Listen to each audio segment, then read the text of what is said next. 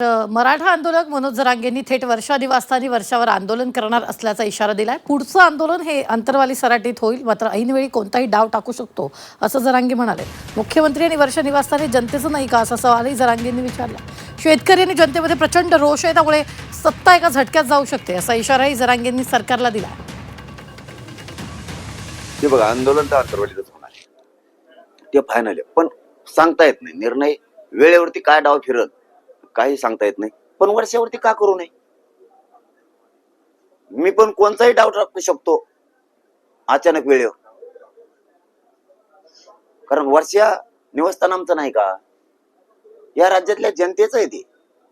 तिथं या महाराष्ट्रातल्या 14 करोड जनतेला न्याय देणारा मुख्य व्यक्ती बसलाय।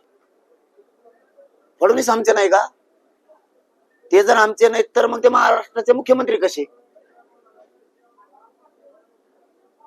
वर्षा बंगला आमचा आहे, जनतेचा। फडणवीस साहेब जनतेचे आहेत आणि आम्ही त्यांच्या घरी बंगल्यावर आंदोलन करायला चाललो का? पोरांना येऊन द्यायचं नाही याचा अर्थ महाराष्ट्रातले पोरं त्यांच्या नाहीत का? तर तुमच्या ऐकण्यात काहीतरी फरक आहे। ते वरच्यावर आंदोलन करू असं, कारण त्यांचे आंदोलन वरच्यावर असतात, तर कदाचित ते वर्षावर चुकून आलंय की नाही माहीत नाही।